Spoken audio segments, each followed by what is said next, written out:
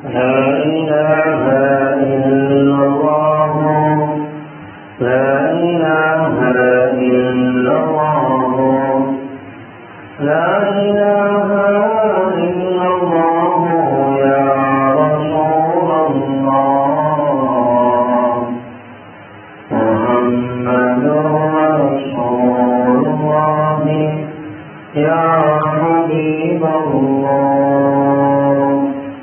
أعوذ بالله من الشيطان الرجيم. بسم الله الرحمن الرحيم. إن الله وملائكته يصلون على النبي يا أيها الذين آمنوا صلوا عليه وسلموا تسليما.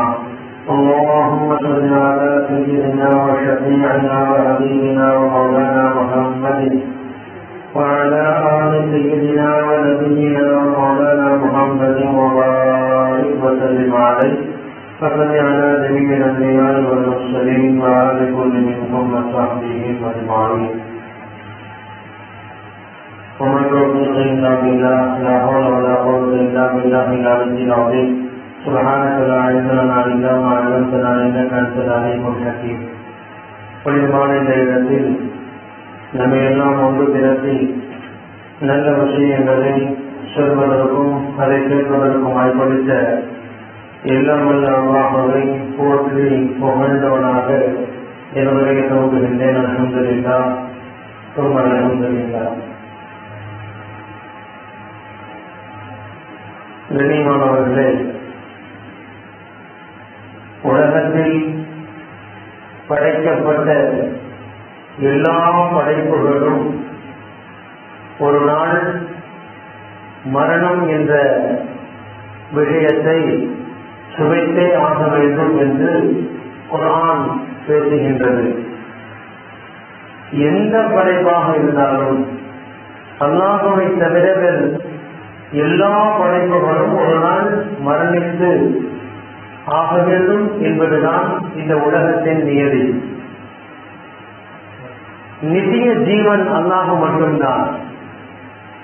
பணக்காரனாக இருந்தாலும் சரி, ஏழையாக இருந்தாலும் சரி, இன்பமாக வாழக்கூடியவனாக இருந்தாலும் சரி, துன்பத்திலே துயர்ந்து இருக்கக்கூடியவனாக இருந்தாலும் சரி, அடுக்குமாடி கட்டடங்களில் வசிக்கக்கூடியவனாக இருந்தாலும் சரி, குடிசைகளில் பிளாட்பாரங்களில் வீடுகளே இல்லாமல் இருக்கக்கூடிய நபர்களாக இருந்தாலும் சரி, யாராக இருந்தாலும் மரணம் என்பதை அவர்கள் வாழ்க்கையில் அடைந்தே ஆக வேண்டும். இதுதான் அல்லாஹ்வுடைய படைப்பின் யதார்த்தம். குல்லு நஃப்ஸின் ஸாயிகத்துல் மௌத். எல்லா படைப்புகளும் மரணத்தை சுவைத்தே தீரும் என்று அல்லாஹ் குர்ஆனிலே பேசுவான். அன்பானவர்களே, இந்த உலகத்தில் யாருக்குமே நிரந்தர வாழ்க்கை என்பது கிடையாது. என் வீடு, என் சொந்தம், என் குடும்பம், என்னுடைய பதவி, என்னுடைய அறிவு, என்னுடைய அழகு என்று எதெல்லாம் எனது எனது என்று நான் நினைத்துக் கொண்டிருக்கிறேனோ அதற்கு ஒரு முடிவு நாள் என்பது கண்டிப்பாக இருக்கும். நிரந்தரமாக அந்த வீட்டில் நான் வசிக்க முடியாது. பல லட்சங்களில் வீடுகளை கட்டுவதற்காக வேண்டி சம்பாதித்து அந்த வீடுகளை கட்டி குடி போவதற்கு முன்பு உயிர் பிரிந்தவர்கள் எத்தனையோ பேர். அந்த வீடுகளில் கட்டி அந்த வீட்டுக்குள் நுழைந்து நிம்மதியாக வாழ்ந்து கொண்டிருப்பார்கள். ஆனால் அந்த வீட்டுடைய அந்த நிம்மதியான வாழ்க்கை என்பது அவர்களுக்கு நீடிக்காமல் போயிருக்கும். இப்படி ஏராளமான செய்திகளை சொல்லலாம். ஆக மட்டும் எதுவும் நிரந்தரம் இல்லை என்பதுதான் உறுதி. நாம் வைத்திருக்கக்கூடிய பணங்காசுகளை கொண்டு நாம் எல்லாம் சாதித்து விடலாம், என்னுடைய பதவியை கொண்டு நான் நினைத்ததை நடத்த முடியும் என்றெல்லாம் பேசலாம். ஆனால் அது நிரந்தரமான பதவி அல்ல, நிரந்தரமான செல்வம் அல்ல. எல்லாம் ஒரு நாள் நம்மை விட்டு போகும் அல்ல, அவைகளை விட்டு நாம் சென்று விடுவோம். வீடுகள் அங்கேதான் இருக்கும், பணங்காசுகள் அங்கேதான் இருக்கும், குடும்பங்கள் இருக்கும், பிள்ளைகள் இருக்கும், பதவிகள் எல்லாம் அங்குதான் இருக்கும். நாம் அந்த பதவியில், வீடுகளில், பணங்காசுகளில் நிரந்தரமாக இருப்போமா என்றால் கண்டிப்பாக இருக்கவே முடியாது. அன்பானவர்களே, எனவேதான் நபிகள் நாயகம் ஸல்லல்லாஹு அலைஹி வஸல்லம் ஹாசிபு கபல அன் ஹாசிபு, எல்லா மக்களிடத்திலும் அல்லாஹ் கேள்வி கணக்கு கேட்பான். கேள்வி கணக்கு கேட்கப்படுவதற்கு முன்பு உங்களை நீங்களே கேட்டுக்கொள்ளுங்கள். தினமும் நாம் அல்லாஹ் விடத்தில் மறுமையிலே பதில் சொல்ல வேண்டும். பல கேள்விகளை அல்லாஹ் கேட்பான். அந்த கேள்விகளுக்கு பதில் சொல்வதற்கு முன்பு நாமே சில கேள்விகளை நம்மை பார்த்து கேட்டுக்கொள்ள வேண்டும். என் வாழ்க்கை சரியாக பயணிக்கிறதா? இறைவனுடைய கோபத்தில் என் வாழ்க்கை இருக்கிறதா? இறைவனுடைய கோபத்தில் என் வருமானம் இருக்கிறதா? இறைவன் திருப்திப்படக்கூடிய அடிப்படையில் என் குடும்ப வாழ்வு இருக்கிறதா? என் நட்பு வட்டாரம் இருக்கிறதா? என்னுடைய பிள்ளைகள் விஷயத்தில், வளர்க்கக்கூடிய விஷயத்தில் இறைவனுடைய திருப்தியோடு நடக்கிறதா என்று ஏராளமான கேள்விகளை தினமும் நாம் நம்மை கேட்டுக்கொண்டே இருக்க வேண்டும். காரணம், அப்படி நாம் நம்மை தினமும் கேள்விகளை கேட்டுக்கொண்டே இருந்தால் நம்முடைய குறைகள் கொஞ்சம் கொஞ்சமாக சரி செய்வதற்கு வாய்ப்பாக அமையும். நாளை மறுமையில இறைவன் கேட்கக்கூடிய கேள்விகளுக்கு சரியான முறையில் பதில் சொல்வதற்காகட்டும், அந்த கேள்விகளின் பிடிகளிலிருந்து நம்மை தப்பித்துக் கொள்வதற்கு ஒரு வாய்ப்பாக அமையும். மூத்து பகல அந்த மூத்து, நீங்கள் மரணிப்பதற்கு முன்பு மரணித்து விடுங்கள் என்று சொன்னார்கள். மரணிப்பதற்கு முன்பு மரணித்தல் என்றால் என்ன? மரணத்துடைய சிந்தனைகளோடு என்றும் இருங்கள். எனக்கெல்லாம் மரணமே வராது, எனக்கு என்ன சின்ன வயசு தானே அப்படின்னு நினைக்காதீங்க. பெற்றோர்கள் இருப்பார்கள், பிள்ளைகள் இருக்க மாட்டார்கள். எத்தனையோ வீட்டுல அப்பா அம்மா உயிரோடு இருப்பாங்க, அந்த அம்மாவுக்கு 80 வயசு 90 வயசு இருக்கும், பிள்ளைகள் இருக்காது. பிள்ளைகள் மரணித்திருப்பாங்க, 40 வயசு 40 வயசு மரணித்திருப்பாங்க. தகப்பன் இருப்பான், பிள்ளைகள் இருக்க மாட்டார்கள். அப்ப மௌத்து என்பது இந்த குறிப்பிட்ட வயது வரைக்கும் நீங்கள் சந்தோஷமாக இருக்கலாம் என்று எந்த முடிவும் செய்துவிட முடியாது. எப்பொழுது வேண்டுமானாலும் மரணம் நம்மை வந்து அடையலாம். எனவே மௌத்துக்கு முன்னால் மௌத்தாகி விடுங்கள் என்றால் மௌத்துடைய சிந்தனைகள் உங்களுக்கு இருக்க வேண்டும். மௌத்துடைய சிந்தனைகள் ஒருவனுக்கு வந்துவிட்டால் அவன் இறைவனுக்கு மாறு செய்ய மாட்டான், இறைவனுக்கு புறம்பான காரியங்களில் ஈடுபட மாட்டான், இறைவன் வெறுக்கக்கூடிய வியாபாரங்களை செய்ய மாட்டான். அப்ப மௌத்துடைய சிந்தனைகளோடு இருங்கள் என்று நபிகள் நாயகம் நமக்கு கற்றுத் தருகிறார்கள். அதற்கு ஈசா அலைஹிஸ்ஸலாம் அவர்கள் தாயார் மரியம் அலைஹிஸ்ஸலாம் அவர்களிடத்துல பேசுறாங்க. என்ன பேசுறாங்கன்னா, அம்மா, உலகம் நிரந்தரம் அல்ல, நாம் நிரந்தரம் இல்லாத உலகத்திலே இருக்கிறோம். கடைசி காலத்தில் அல்லாஹுவை வணங்கி அல்லாஹுடைய நெருக்கத்தை பெற்ற நல்ல அடியார்களாக நாம் மாற வேண்டும். எனவே நம்முடைய நிலை என்னவென்று நம்மால் ஊர்ஜிதமாக சொல்ல முடியாது. இந்த மக்களை எல்லாம் விட்டு ஒரு மலைக்கு சென்று நாம் இருவருமே இறைவனை வணங்கி வழிபடுவோம் என்று தாயாரிடத்தில் பேசிக்கொண்டு முடிவெடுக்கிறார்கள். தாயும் அதற்கு சம்மதம் தருகிறார்கள். 2 பேரும் மலையில போய் அங்க தங்கி இறைவனை வணங்குவது மட்டுமே குறிக்கோள். பகல் முழுவதும் நோன்பு நோக்கினார்கள், இரவு முழுவதும் வணங்குகிறார்கள். முழுக்க 24 மணி நேரமும் இறைவனை திருப்திப்படுத்தக்கூடிய வழிகளில், செயல்களில், அமல்களில் ஈடுபடக்கூடிய 2 ஈசா நபி அலைஹிஸ்ஸலாம் அவர்களும் அவர்களுடைய தாயார் மரியம் அலைஹிஸ்ஸலாம் அவர்களும் இந்த அமல்களில் ஈடுபட்டுக் கொண்டிருக்கிறார்கள். டெய்லி என்ன செய்வாங்கன்னா, அம்மா நோன்பு வச்சிருப்பாங்க, காலையில ஈசா நபி சொல்லிட்டு கிளம்புவாங்க, அம்மா இஃப்தாருடைய ஏற்பாடுகள், நோன்பு நடப்பதற்குண்டான ஏற்பாடுகளை செஞ்சுட்டு வரேன், உங்களுக்கு தேவையான பழங்களை எல்லாம் நான் பறித்துக் கொண்டு வருகிறேன் என்று சொல்லி மேலே இருந்து கீழே இறங்கி வருவாங்க. தினமும் இந்த நோன்புக்கு இஃப்தாருடைய ஏற்பாடுகள் மகன் தான் எழுதிவார் கீழே இறங்கி மேலே கொண்டு போவாங்க. ஒரு நாள் இஃப்தாருடைய ஏற்பாடுகள், இஃப்தார் நோன்பு நடப்பதற்காக வேண்டிய எல்லா ஏற்பாடுகளையும் செய்து மேல போறாங்க. தாயார் படுத்து இருக்கிறார்கள். தாய் உறங்கிக் கொண்டிருக்கிறார்கள் என்று நினைத்து அவர்கள் தாயை எழுப்ப வேண்டாம் என்று விட்டு விடுகிறார்கள். ஒரு கட்டத்தில் நேரம் ஆக ஆக அவர்களுக்கு உணர்வு வருகிறது, தாயுடைய எந்த அசைவும் இல்லை, மூச்சில்லை. ஒரு நாள் தாய் மரணித்திருப்பார்களோ என்ற அந்த பதட்டத்தில் கிட்ட போய் பார்க்கிறாங்க. அவர்கள் நினைத்தது போன்று அங்கு அவர்கள் மரணித்திருக்கிறார்கள்.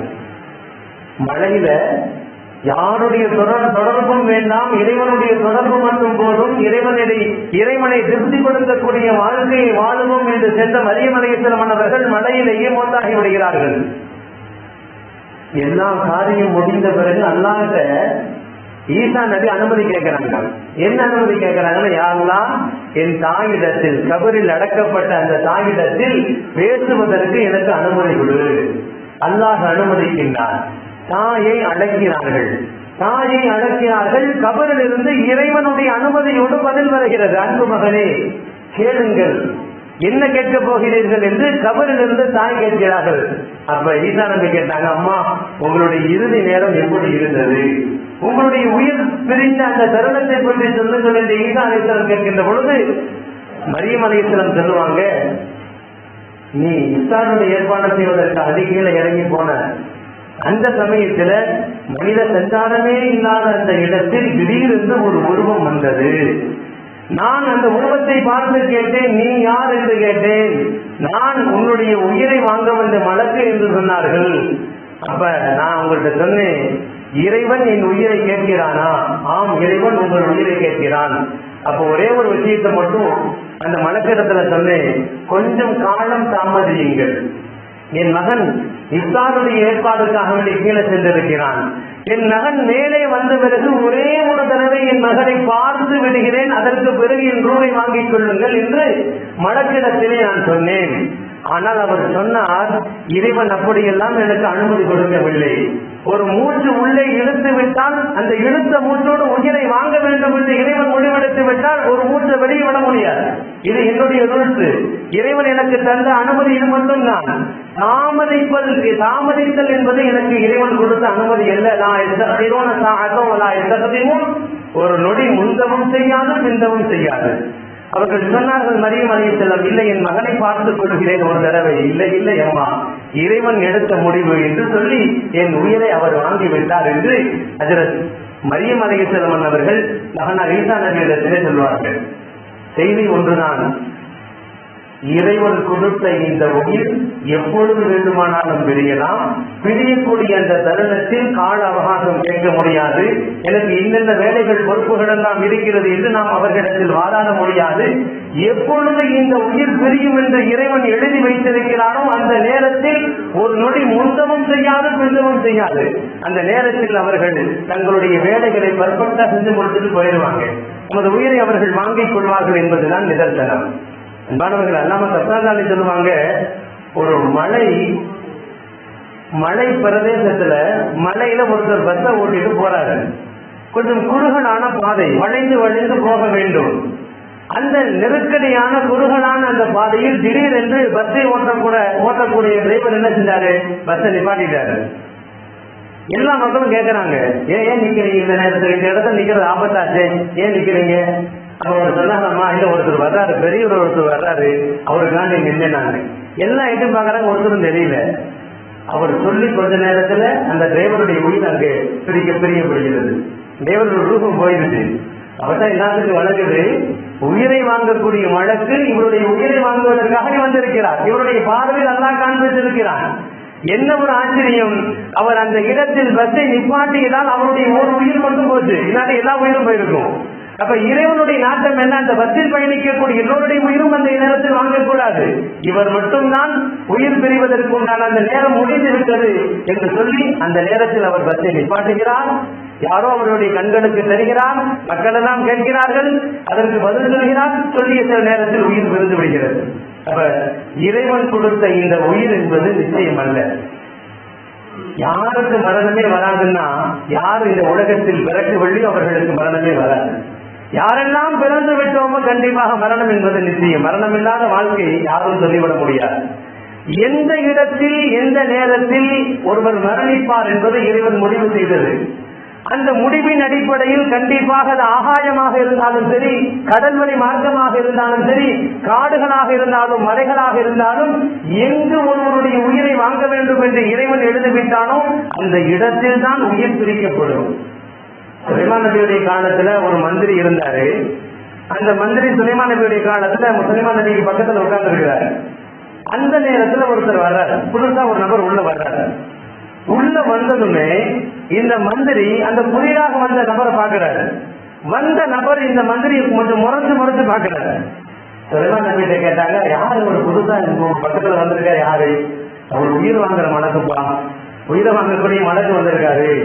இல்ல, அவர் என்ன பார்த்து ரொம்ப மறைக்கிறாரு, எனக்கு பயமா இருக்குது.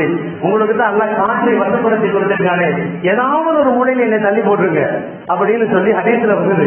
ஏதாவது ஒரு மூலையில ரொம்ப கண்காணான இடத்துல என்ன செய்ய, உங்களுடைய காற்றுடைய அந்த சக்தியை கொண்டு, வல்லமை கொண்டு என்னை எங்கேயாவது போய் போட்டுருங்கிறாங்க.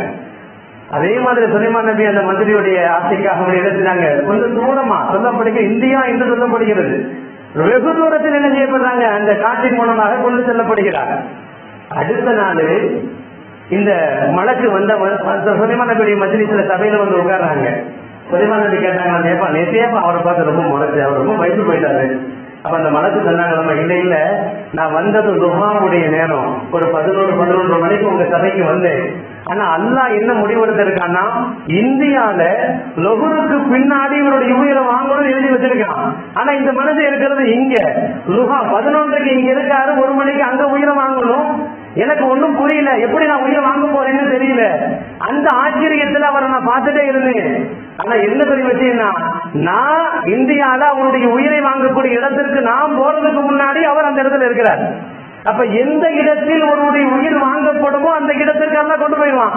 அது ஆகாயமாக இருந்தாலும் சரி, விமானத்திலே சென்றாலும் சரி, எந்த ஒரு இடத்தில் கடல் பயணமாக இருந்தாலும் சரி, மலையின் உச்சியிலே இருந்தாலும் சரி, எங்கு ஒருவருடைய உயிர் வாங்கப்படும் என்று இறைவன் எழுதி இருக்கிறானோ அந்த இடத்தில் தான் அவருடைய உயிர் வாங்கப்படும். இது அல்லாஹ்வுடைய நாட்டம். ஒன்று மரணம் என்பது நிச்சயம், நிரந்தரமான செயல். நம்ம எல்லாம் கேள்விப்பட்டிருப்போம். நேற்று ஒரு 1:39 இந்த நேரத்தில அவங்க கணவன் கூட கண்டிருக்க மாட்டாங்க. இந்த நேரம் அவங்க விமானத்துல உட்கார்ந்து இருக்கிறாங்க. இந்த நேரம் அவர்கள் நினைத்திருக்க மாட்டார்கள். 1:39 நம்ம அத்தனை பேரும் உடல் கருகி மொத்தம் போன்னு நினைச்சிருக்க மாட்டாங்க. 242 பேர் ஒருத்தர் தான் தப்பிச்சிட்டாரு. எல்லா பேரும் மொத்தம் போயிட்டாங்க. யாரும் நினைத்திருக்க மாட்டார்கள் அவர்களுடைய மரணம் இப்படி இருக்கும் என்று. முன்னாள் முதல்வருடைய மரணம் என்று கேள்விப்பட்டோம். ஒரு பெண்மணி 6 மாசத்துக்கு பிறகு கணவனை பார்க்கலான்னு லண்டனுக்கு கிளம்புறாங்க. அந்த முதல் முறையா விமானத்துல பயணிக்கிறாங்க. அந்த பெண்மணியுடைய மரணம் இப்படி நிறைய சொல்லலாம். அந்த 242 பேருக்கும் தெரியாது. கரெக்டா 1:39 நம்முடைய மரணம் இருக்கும் என்று யாரும் அறிந்திருப்பதில்லை. அப்ப இறைவனுடைய நாட்டம், இறைவன் அவர்களுடைய மரணத்தை நிர்ணயித்து விட்டான். அது ஆகாயத்திலே அவர்கள் பறந்தாலும் சரி, எந்த இடத்தில் இருந்தாலும் சரி, இந்த மரணம் என்பது நம்மை வந்து அடையும் என்ற ஒரு விஷயத்தை முதல்ல வழங்கணும். 2வது, இது போன்ற திடீர் மரணங்கள், அந்த மரணத்தை விட்டு பாதுகாப்பு அல்லாஹ்வை தேடணும். அல்லாஹ் அவர்களை இன்னாலில்லாஹி வ இன்னா இலைஹி ராஜிஊன் என்றுதான் சொல்ல வேண்டும். எத்தனை கனவுகளோடு அவர்கள் பயணித்திருப்பார்கள். அவர்களை எதிர்பார்த்த எத்தனை குடும்பங்கள் தவிர்த்துக் கொண்டிருக்கும். இதெல்லாம் இறைவனுடைய நாட்டம் இருந்தாலும் இறைவனிடத்திலே இந்த ஒரு படிப்படையான விஷயத்தை வைத்து நாம் முன்னோக்குவது ஒன்று மட்டும்தான், யா அல்லாஹ் திடீர் மரணங்களை விட்டு எங்களை பாதுகாத்திருவாயாக. திடீர் மரணங்கள், நபிகள் நாயகம் துஆ செய்திருக்கிறார்கள். திடீர் மரணங்களை விட்டு பாதுகாப்பு தேடி இருக்கிறார்கள். அதை கேட்கும்படி நமக்கு சொல்லியும் இருக்கிறார்கள். அன்பானவர்களே, இஸ்லாத்தில் சொல்லுவாங்க, பூமி குள்ளநரி ரெண்டும், இந்த இரண்டுக்கும் நடந்த ஒரு விஷயத்தை உதாரணமாக இந்த சமூகத்திற்கு சொல்றாங்க. குள்ளநரி பூமி இடத்திலே கடன் வாங்கியது. கடன் வாங்கிய குள்ளநரி பூமிக்கு கொடுக்க வேண்டிய கடனை கொடுக்காமலேயே அடி காலதாமதம் பண்ணிக்கிட்டே இருந்துச்சு. ஒரு நாள் பூமி கேட்டுச்சு, எப்ப வாங்கின கடனை கொடுன்னு கேட்குது பூமி. குள்ளநரி என்ன செஞ்சு, கடனை கேட்கறியான்னு சொல்லிட்டு அது ரொம்ப வேகமா ஓடுது. வேகமா ஓடி பூமியில ஒரு குழி நோண்டி உள்ள போய் உட்கார்ந்துருக்கு. அங்கேயும் பூமி கேட்டுச்சம்மா, எப்பா கடனை கொடுப்பா அப்படின்னு பூமி கேட்குது. குள்ளநரி என்ன செஞ்சு அங்கிருந்து மீண்டும் ஓடுது, வேகமா ஓடுது. ஒரு கட்டத்துல ஓடன அந்த ஸ்பீடுல ஒரு கைத்துல கழுத்து மாட்டி என்ன செஞ்சு கழுத்து முறிஞ்சு இறந்து விட்டது. இந்த உதாரணத்தை நபிகள்லாம் சொன்னாங்க, அந்த குள்ளநரி எங்கு ஓடினாலும் பூமியின் மீது தான் ஓட வேண்டும். எங்கு ஓடினாலும் பூமியின் மீது தான் ஓட வேண்டும். பூமியை விட்டு தப்பிக்கவே முடியாது. அதே மாதிரி நம்ம எங்க ஓடனாலும் மரணத்தை நோக்கித்தான் ஓட வேண்டும். நம்முடைய ரிசர்ச், நம்முடைய வாழ்வாதாரம், நம்முடைய மரணம் இரண்டும் தான் நம்மை அழைத்து செல்கிறது. நம்ம இங்கிருந்து எங்க வியாபாரத்துக்கு போனாலும் சரி, எவ்வளவு பெரிய விசேஷத்துக்கு வெளியே போனாலும் சரி, நம்ம இங்க வீட்டிலிருந்து காலடி வைக்கின்ற பொழுது 2 விஷயம் தான். ஒண்ணு, என் ரிசுக்கு வெளியே இருக்கு, என் மூத்து வெளியே இருக்குது. என் ரிசுக்கு என்னை அழைத்து செல்கிறது, என் மூத்து என்னை அழைத்து செல்கிற அவ்வளவுதான். இந்த சிந்தனை எப்பொழுதுமே இருக்கணும். இந்த சிந்தனையோடு இருக்கின்ற பொழுது இறைவனுக்கு மாறு செய்யக்கூடிய அந்த துளியளவு சிந்தனை கூட நமக்கு வரவே வராது. ஏன்னா எத்தனையோ பேர்கள் நம்முடன் இருந்தார்கள், திடீரென்று அவர்கள் கூட இல்லை. ஆச்சரியமாக பல விஷயங்களை நம்ம குடும்பங்களையும் பார்த்துட்டு இருக்கோம். நல்லா தான் இருந்தாங்க, என்னன்னே தெரியல, திடீர்னு மரணம்.